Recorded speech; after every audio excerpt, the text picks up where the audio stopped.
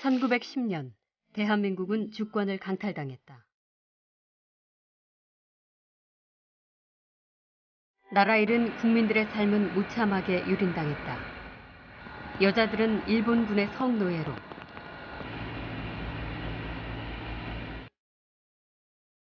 남자들은 그들의 전쟁에 강제로 끌려가야 했다.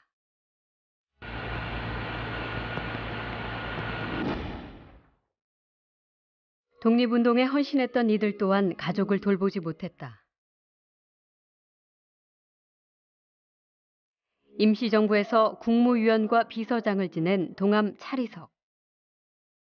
내 눈으로 본 영상은 없어요. 사진을 보고 이렇구나 저렇구나. 차리석의 유일한 혈육이지만 그는 아버지 얼굴을 본 적이 없다. 조국이 해방돼도 아버지는 끝내 살아 돌아오지 못했다. 백범이 시해당한 이후에는 독립운동가의 후손이라는 명예가 오히려 삶을 옥죄었다. 독립운동 흔적을 있어서는 안 되겠다, 이 난세에.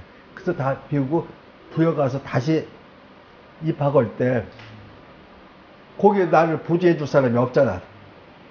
차자에 위에 아래 획 띄고 하니까 신씨가 되니까 어머니가 신영조라고 해가지고 입학을 시켜가지고 거기서 초등학교만 나라를 팔아먹은 친일파의 후손들이 그 대가로 얻은 부와 권세를 누리고 있을 때 그는 평생 가난을 숙명처럼 달고 살아야 했다. 조국과 민족을 위해서 희생했던 자식이 배고파서 문정걸식을 하고 이럴 수 있느냐. 친일 후손 1177명.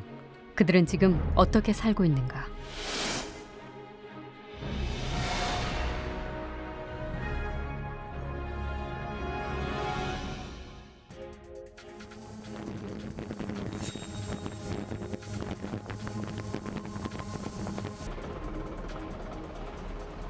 서울대엔 몇 년 전부터 강남 출신 학생들이 부쩍 늘어나면서 부의 대물림 문제가 대두됐다.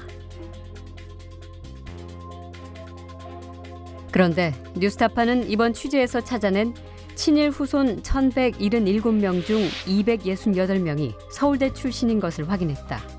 일반인들의 서울대 입학 비율은 0.5%에 불과하다. 연세대 62명, 고려대 51명을 포함하면 전체의 3분의 1이 이른바 스카이로 불리는 명문대학을 졸업한 것이다.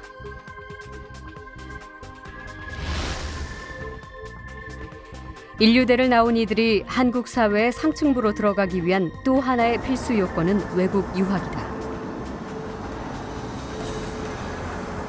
친일파 후손들 역시 상당수가 명문대를 졸업한 뒤 외국 유학을 거쳤다.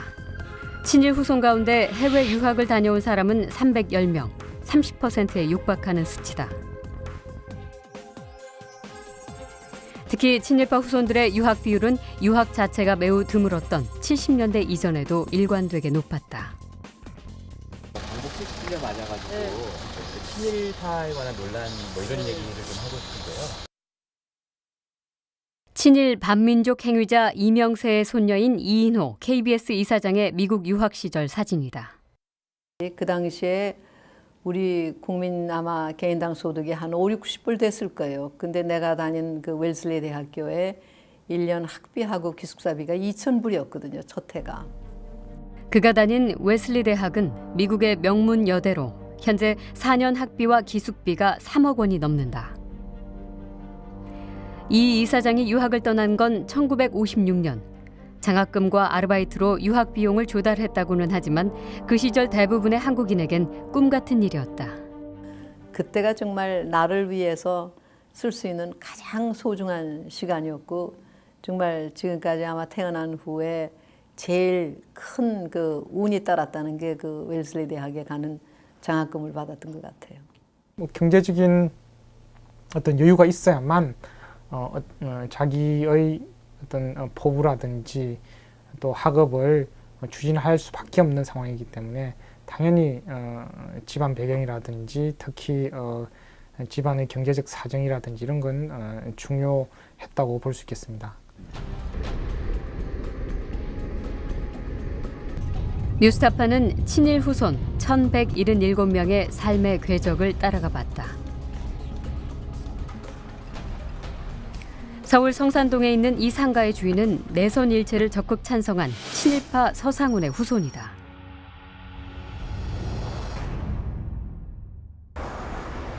그는 세 남매를 모두 유학 보냈다고 한다. 따님들도 다 유학 갔지. 돈 있으니까 다 유학 보냈어요. 따님들도 돈 많이 했어요. 친일파 방태영의 후손 또한 마찬가지다. 방태영은 총독부 기관지 매일신보의 발행인으로 학병 지원을 선동했다. 이 상가 주인의 자녀는 2명 모두 유학을 다녀온 미국 시민권자다. 자녀분들은 미국에 계신가요? 국적이 미국으로 나오더라고요. 친일 후손들의 유학 국가는 미국이 204명으로 압도적이다. 이어서 일본, 독일, 프랑스, 영국 순으로 많았다. 주로 세계의 패권을 좌우하는 나라들이다. 하지만 친일 후손들은 자수성가를 주장했다. 선생님께서 지금처럼 사회적으로 성공하신 데는 선친의 영향이랄까요? 아니면은 유산이랄까요? 이런 부분이 좀 작용했다고 볼 수 있지 않을까요? 친일파로 재판인가는 전혀 학교 시험도 나는 내가 다 보고 들어가고 우리 형제 다 그랬지. 전혀 그런 집안이 아니에요. 저희 형제들이 그 덕을 봤다는 건 너무 진짜 누가 봐도 웃을 일이고요. 대부분의 친일 후손들은 좋은 교육과 출세가 선대와는 무관한 일이라 주장했다. 대다수의 친일파는 계속 한국 사회 기득권층으로 살아남았기 때문에 그 기반이 있었기 때문에 자식들 교육을 제대로 시킬 수 있을 거예요. 그래서 교육을 제대로 받았기 때문에 계속 세속적으로 사회적으로 성공할 수 있었던 거예요. 명문대 졸업장과 외국 유학 경력으로 무장한 친일 후손들은 주로 어떤 분야에 진출했을까? 가장 비율이 높은 직업은 기업인이었다. 1177명 가운데 기업인은 376명. 이 가운데 상장기업의 대표가 37명. 상장기업의 임원이 87명이었다. 기업인 가운데 36%에 달한다. 삼성전자의 이재용 부회장이 그런 경우다. 이 부회장은 친일파 김신석의 외증손자다.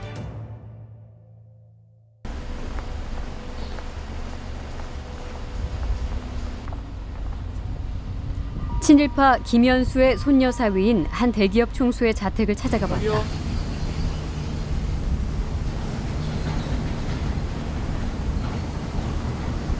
계세요. 소인정을 눌렀더니 문을 열어주셔가지고요. 네네. 집주인은 만나보지도 못한 채 쫓겨나야 했다. 친일파들의 후손분들을 만나서 좀 이야기를 듣는 기획인데 회장님 사모님께서 그 옛날 유명하신 김현수 선생님의 손녀 되시거든요. 일단 전해드리고 부모 명함대로 필요하면 연락을 하는데. 네네네. 그러나 한 달이 지나도록 아무런 연락도 오지 않았다.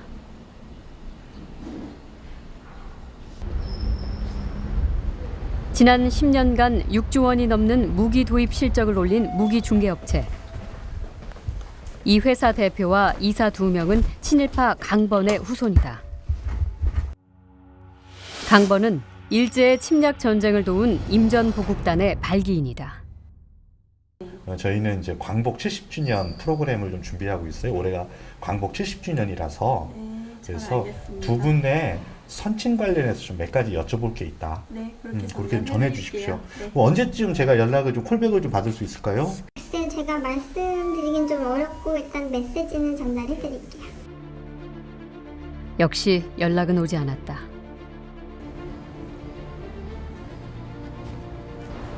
상장 기업 가운데 친일파 후손이 가장 많은 기업은 삼양 계열사다. 삼양은 가족 기업으로 친일파 김현수의 후손 12명이 대표나 임원을 지낸 것으로 확인됐다.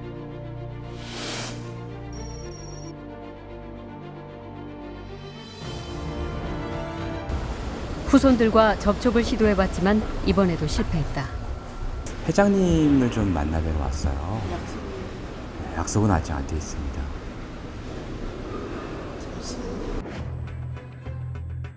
삼양사가 창립자인 친일파 김현수의 호를 따라 제정한 수당상. 역대 수상자 42명 가운데 친일파 후손이 2명, 친일 인명사전에 등재된 2명이 포함돼 있다. 친일 후손 1177명 가운데 금융인은 62명, 5.2%였다. 구용서 초대 한국은행 총재부터 글로벌 투자은행의 현직 임원까지 다양한 금융기관의 친일 후손들이 포진하고 있다.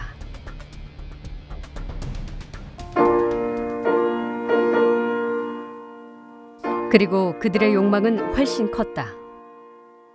지난 2000년 동아일보 김병관 회장의 차남 김재열과 삼성그룹 이건희 회장의 차녀 이서현과의 결혼에 세간의 이목이 집중됐다. 신랑 김재열은 친일파 김성수의 손자다. 김성수는 동아일보의 창업주이자 고려대학교의 건립자다. 친일파 1,006명의 명단에 포함돼 있다. 신부 이서현 역시 중추원 참의를 지낸 친일파 김신석의 외증손녀다. 국내 최고의 재벌가와 언론 재벌의 사돈 맺기, 그것은 두 친일 가문의 결합이기도 했다. 뉴스타파가 친일파 1,006명의 가계도를 분석한 결과 무려 35개 가문이 20건의 혼맥을 통해 얽혀있는 것으로 나타났다. 친일파 방응모의 증손자인 방상훈 전 조선일보 사장. 방 사장은 또 다른 친일파인 윤치호의 증손녀와 결혼했다. 일제강점기 최고 세도가였던 민영휘 집안은 손자를 남작이었던 김춘희의 딸과 결혼시켰고, 손녀는 중추원 참의를 6번 역임한 장원식의 아들에게 시집보냈다. 대한제국의 행정권을 일제에 넘기는 데 협조한 정미 7적 중 하나인 송병주는 자신의 딸을 또 다른 친일파인 구연수와 결혼시켰다.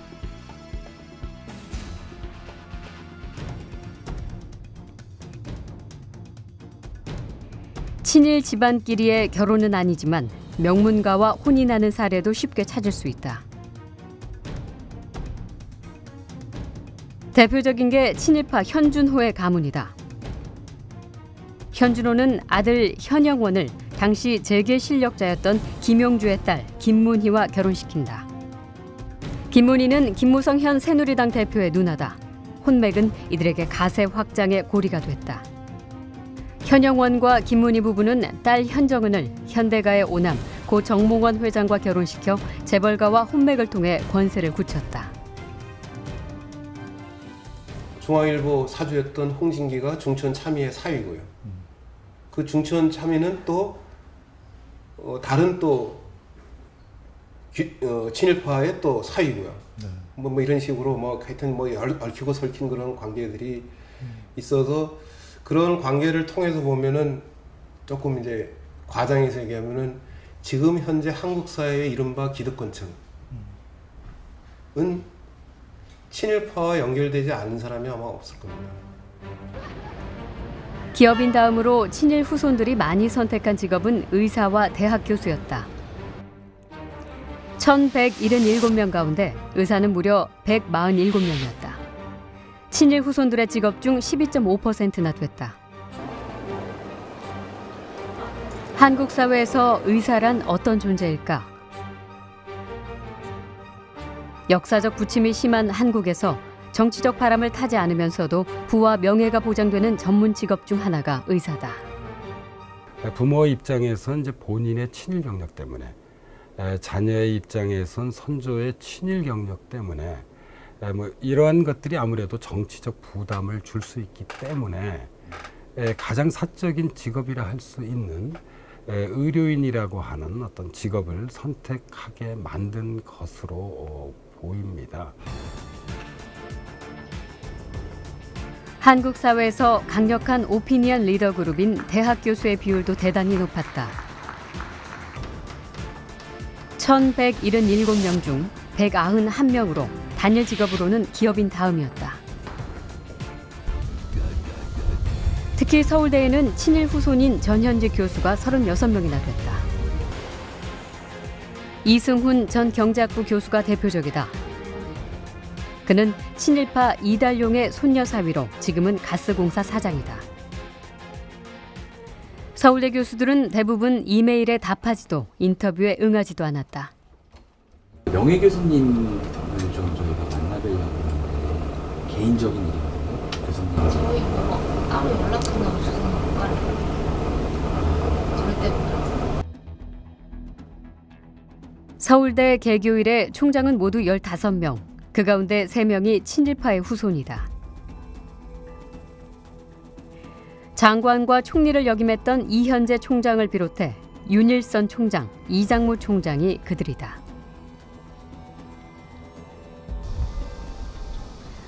여성들의 직업으로는 대학 교수가 가장 많고 그 중에서도 음대 교수의 비율이 가장 높다. 음악 공부는 재능 못지않게 집안의 뒷바라지가 성공을 좌우한다. 선대로부터 이어진 부의 대물림이 큰 역할을 하지 않았을까? 한 유명 피아니스트의 사례가 전형적이다. 그는 프랑스 유학을 마친 뒤 국립대 음대 교수를 지냈고 대한민국 예술원의 회원이기도 하다. 그의 여동생 역시 유명 사립대의 음대 교수다. 이들은 3.1운동 확산을 막으려 애썼던 친일파 서병조의 손녀다. 이 피아니스트가 어느 인터뷰에서 밝혔던 한국전쟁 시절의 회고를 보면 집안의 부를 짐작하는 것이 어렵지 않다. 6.25 전쟁 전에는 부산에 피아노가 거의 없었어요. 있어도 한두 대 있을까 말까 할 정도. 부모님께 엄청 졸랐어요. 그때 크리스마스가 다가오니까 우리 크리스마스 선물로 피아노를 사주시면 어떻냐고. 너무 피아노가 좋았어요. 그 하나하나에서 나오는 매력에 완전히 제가 빠졌어요. 집안의 든든한 재력을 바탕으로 승승장구해온 여 교수. 그의 딸들 역시 엘리트 음악인의 코스를 걷고 있다. 생존을 위한 여러 가지 그 전략을 구사를 할 때 선택할 수 있는 세 번째 통로가 개인적인 탤런트를 발휘할 수 있는 영역, 특히 음악이나 미술 영역으로 간다. 특히 음악의 경우에는 많은 비용이 들어가기 때문에 가족적 지원과 개인적인 그런 능력과 정치 문화적인, 역사 문화적인 그런 요인, 세 가지가 결합을 해서 그런 현상이 나타나지 않는가. 해방 70년, 청산되지 않은 역사는 친일 후손들의 권력 세습에 침묵했다. 대한민국을 움직이는 파워 엘리트에 속하는 친일 후손들은 누구일까? 정치인은 31명, 법조인은 30명, 공직자는 모두 55명이었다.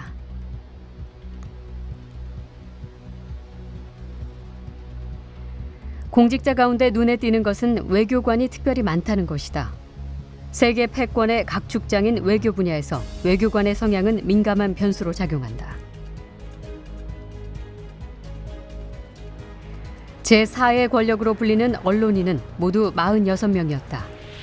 조선일보 9명, 중앙일보 8명, 동아일보 8명, KBS 6명으로 이른바 조중동과 KBS가 전체의 3분의 2였다.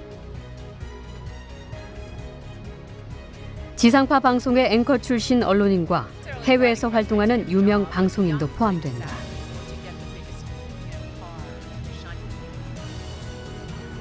한국 사회의 대표적인 파워 엘리트인 이 직업군을 합치면 모두 163명, 친일파 후손 1000여 명 가운데 14% 정도였다. 정관계 인사가 기업인보다 적은 이유는 무엇일까? 한 후손과의 인터뷰에서 그 단서를 찾을 수 있었다. 우리 큰아버님이 개요대학인가? 개요대학이고 이승만 정부 때 그리고 그 개요는 선거하고 그러니까 할아버지가 엄청 야단치셨다고 그래. 정치 같은 거 하지 마. 왜요? 왜? 당신이 일본 사람들한테 뭐 그 돈을 내고 중추장이라는 그런 변수를 얻고 이것이 다 헛되고 뭐 남들한테 손가락질 받고 그러니까 아예는 정치를 하지 말고 자기 아들 국회의원 출마했는데 우리 고향에서 영동에서 돈 한 푼 제공 안 하셨잖아요. 국회의원 낙선하셨습니까? 그래서? 낙선했지 뭐. 관료나 그 공무원이나 이런 것들은 유교적인 맥락에서 보면 그 허물이 없는 그런 사람들이 해야 한다라고 하는 의식이 굉장히 강하거든요. 가족적인 단위에서 스스로 우리는 이런 허물 내지 단점이 있으니 이러이러한 방식으로 사회를 살아가라라고 하는 그 나름대로의 어떤 강력한 그 교훈 같은 것이 존재했거든요. 실제로 정관계 파워 엘리트의 비율은 점점 낮아지는 추세를 보였다.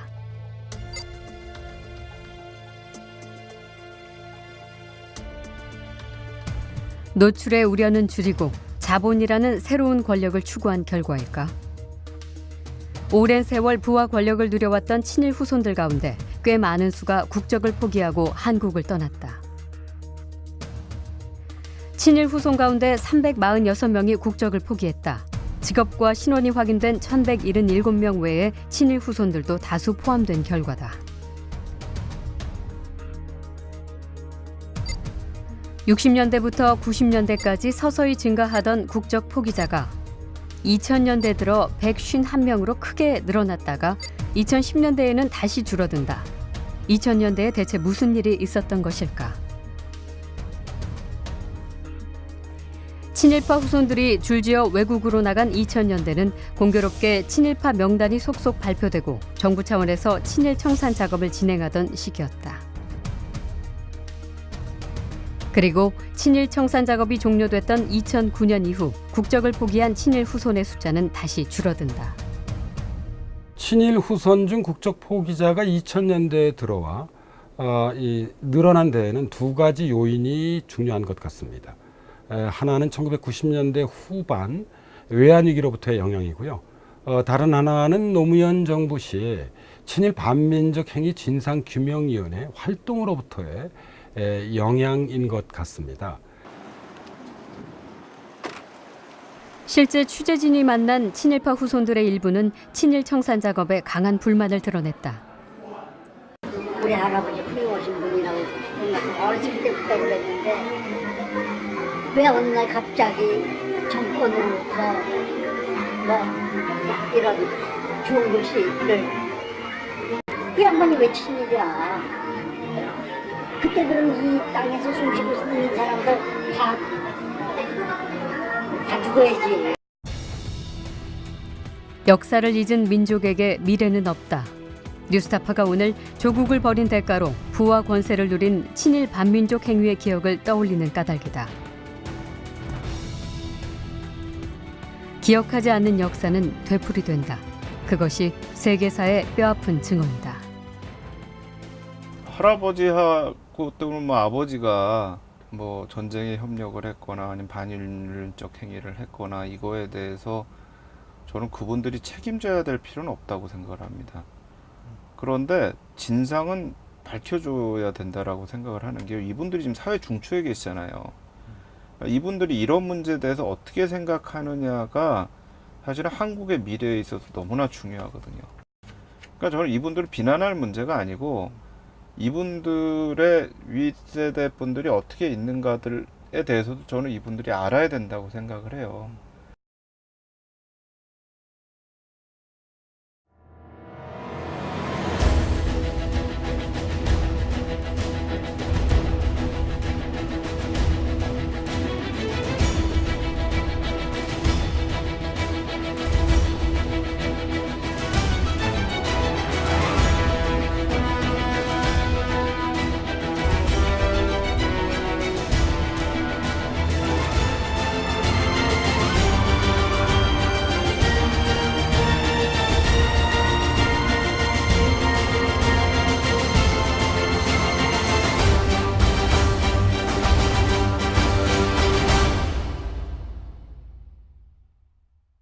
가장 소중한 시간이었고 정말 지금까지 아마 태어난 후에 제일 큰 그 운이 따랐다는 게 그 웰슬리 대학에 가는 장학금을 받았던 것 같아요.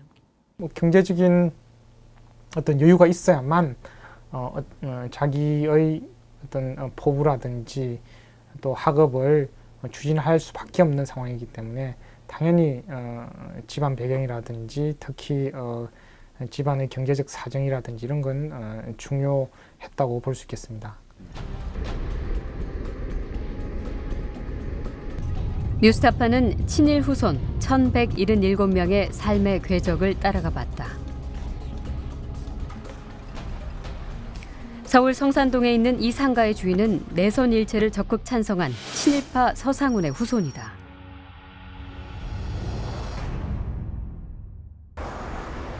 그는 세 남매를 모두 유학 보냈다고 한다.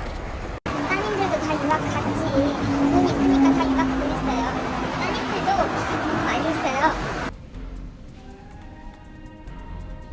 친일파 방태영의 후손 또한 마찬가지다.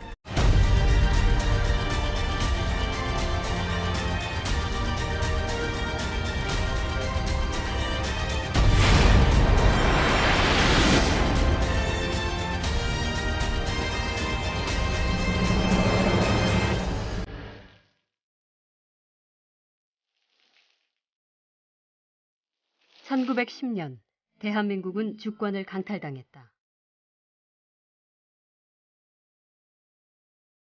나라 잃은 국민들의 삶은 무참하게 유린당했다. 여자들은 일본군의 성노예로,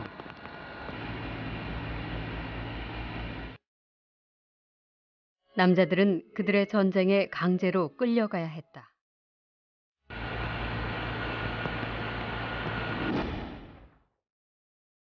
독립운동에 헌신했던 이들 또한 가족을 돌보지 못했다. 임시정부에서 국무위원과 비서장을 지낸 동암 차리석. 내 눈으로 본 영상은 없어요. 사진을 보고 아 이렇구나 저렇구나. 차리석의 유일한 혈육이지만 그는 아버지 얼굴을 본 적이 없다. 조국이 해방돼도 아버지는 끝내 살아 돌아오지 못했다. 백범이 시해당한 이후에는 독립운동가의 후손이라는 명예가 오히려 삶을 옥죄었다. 뒤에 독립운동 흔적을 있어서는 안 되겠다, 이 난세에. 그래서 다 비우고 부여가서 다시 입학할 때 거기에 나를 보조해 줄 사람이 없잖아. 차자에 위에 아래 획 띄고 하니까 신씨가 되니까 어머니가 신영조라고 해가지고 입학을 시켜가지고 거기서 초등학교만 나라를 팔아먹은 친일파의 후손들이 그 대가로 얻은 부와 권세를 누리고 있을 때 그는 평생 가난을 숙명처럼 달고 살아야 했다. 조국과 민족을 위해서 희생했던 자식이 배고파서 문정걸식 그러고 이럴 수 있느냐. 친일 후손 1177명. 그들은 지금 어떻게 살고 있는가?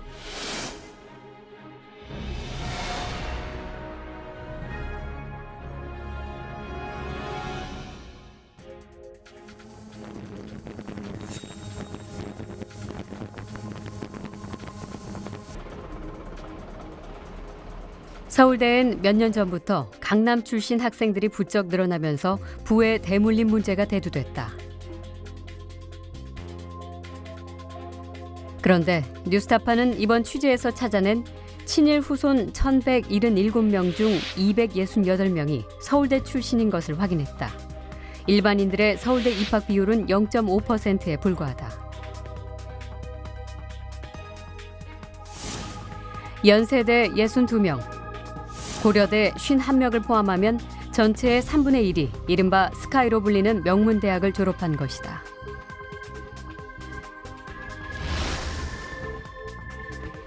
인류대를 나온 이들이 한국 사회의 상층부로 들어가기 위한 또 하나의 필수 요건은 외국 유학이다. 친일파 후손들 역시 상당수가 명문대를 졸업한 뒤 외국 유학을 거쳤다. 친일 후손 가운데 해외 유학을 다녀온 사람은 310명, 30%에 육박하는 수치다. 특히 친일파 후손들의 유학 비율은 유학 자체가 매우 드물었던 70년대 이전에도 일관되게 높았다. 광복 70주년 맞아가지고 그 친일파에 관한 논란 뭐 이런 얘기를 좀 하고 싶은데요. 친일 반민족 행위자 이명세의 손녀인 이인호 KBS 이사장의 미국 유학 시절 사진이다. 그 당시에 우리 국민 아마 개인당 소득이 한 5, 60불 됐을 거예요. 근데 내가 다닌 그 웰슬리 대학교에 1년 학비하고 기숙사비가 2,000불이었거든요. 첫 해가. 그가 다닌 웨슬리 대학은 미국의 명문 여대로 현재 4년 학비와 기숙비가 3억 원이 넘는다. 이 이사장이 유학을 떠난 건 1956년. 장학금과 아르바이트로 유학 비용을 조달했다고는 하지만 그 시절 대부분의 한국인에겐 꿈 같은 일이었다. 그때가 정말 나를 위해서 쓸 수 있는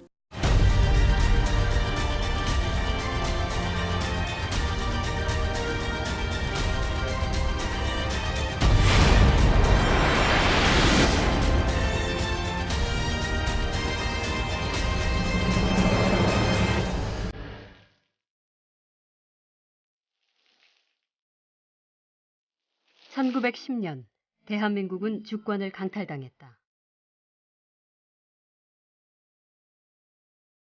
나라 잃은 국민들의 삶은 무참하게 유린당했다. 여자들은 일본군의 성노예로,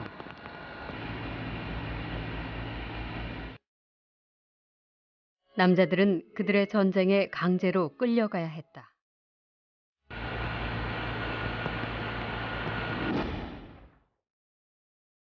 독립운동에 헌신했던 이들 또한 가족을 돌보지 못했다. 임시정부에서 국무위원과 비서장을 지낸 동암 차리석. 내 눈으로 본 영상은 없어요. 사진을 보고 아 이렇구나 저렇구나. 110명, 30%에 육박하는 수치다. 특히 친일파 후손들의 유학 비율은 유학 자체가 매우 드물었던 70년대 이전에도 일관되게 높았다. 광복 70주년 맞아가지고 그 친일파에 관한 논란 뭐 이런 얘기를 좀 하고 싶은데요. 친일 반민족 행위자 이명세의 손녀인 이인호 KBS 이사장의 미국 유학 시절 사진이다.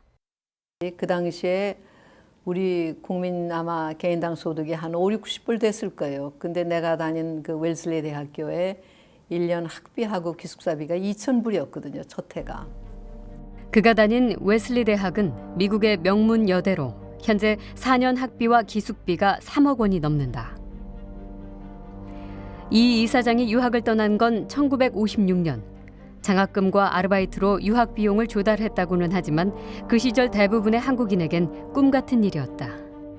그때가 정말 나를 위해서 쓸 수 있는 가장 소중한 시간이었고 정말 지금까지 아마 태어난 후에 제일 큰 그 운이 따랐다는 게 그 웰슬리 대학에 가는 장학금을 받았던 것 같아요. 뭐 경제적인 어떤 여유가 있어야만 자기의 어떤 포부라든지 또 학업을 추진할 수밖에 없는 상황이기 때문에 당연히 집안 배경이라든지 특히 집안의 경제적 사정이라든지 이런 건 중요했다고 볼 수 있겠습니다. 뉴스타파는 친일 후손 1,177명의 삶의 궤적을 따라가 봤다. 서울 성산동에 있는 이 상가의 주인은 내선 일체를 적극 찬성한 친일파 서상훈의 후손이다.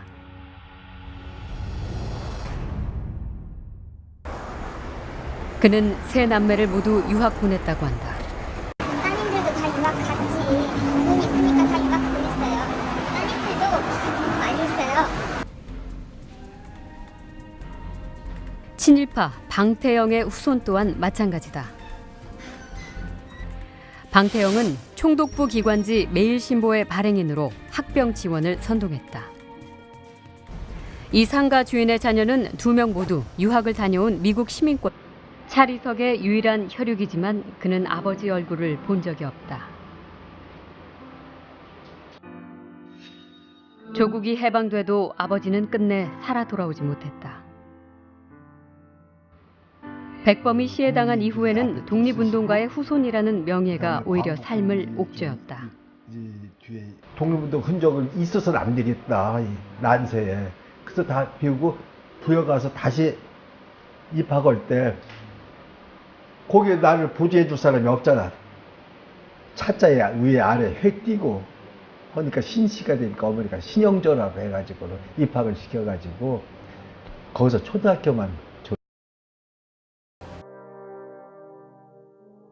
나라를 팔아먹은 친일파의 후손들이 그 대가로 얻은 부와 권세를 누리고 있을 때 그는 평생 가난을 숙명처럼 달고 살아야 했다.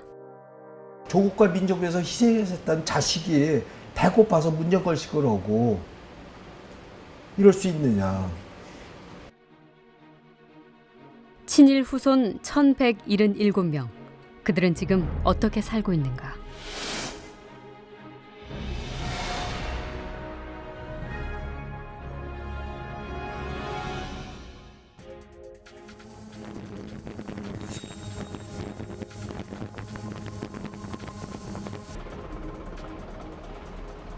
서울대엔 몇 년 전부터 강남 출신 학생들이 부쩍 늘어나면서 부의 대물림 문제가 대두됐다.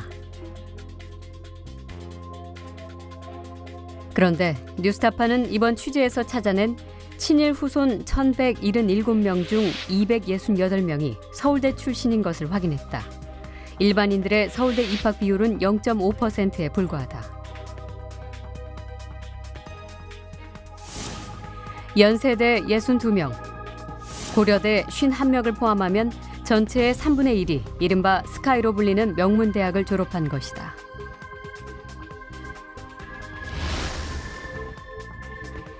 인류대를 나온 이들이 한국 사회의 상층부로 들어가기 위한 또 하나의 필수 요건은 외국 유학이다. 친일파 후손들 역시 상당수가 명문대를 졸업한 뒤 외국 유학을 거쳤다. 친일 후손 가운데 해외 유학을 다녀온 사람은